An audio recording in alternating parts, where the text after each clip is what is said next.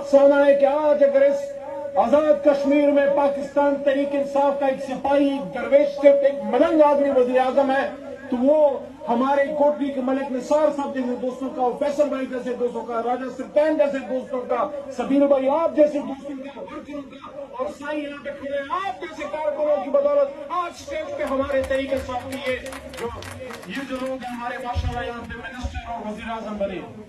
تو عمران خان صاحب کی اصل طاقت ان کے وہ کارکن ہیں جنہوں نے نگری نگری پاکستان کی ہر کونے میں کشمیر سے لے کے خیبر سے لے کے بھی آپ دیکھ رہے ہیں. بلاول صاحب نکلے وہ کہتے ہیں عمران خان صاحب کو کہتے ہیں 5 دن کا میں الٹیمیٹم دے رہا ہوں.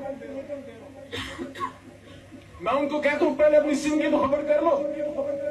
وہاں جو تمہارے خلاف جو سندھ کے اندر ریوولٹ کھڑی ہوگی عوامی ریوولٹ، عوامی عدم اعتماد.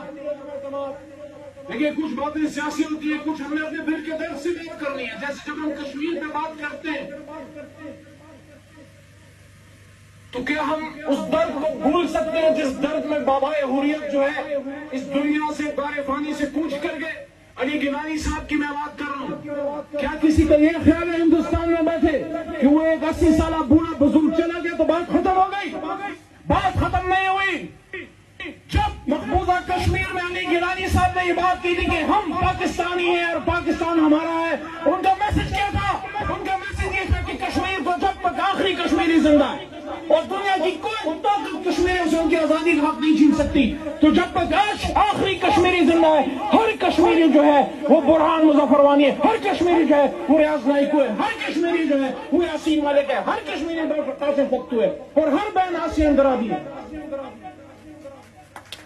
لیکن ہم نے اپنے ان جذبوں کو جوان رکھنا ہے، اپنے آنے والی نسل کو بتانا ہے کہ ہم نے تا قیامت انتظار نہیں کرنا. ہم نے تا قیامت ہندوستانی ڈاکٹروں کے لیے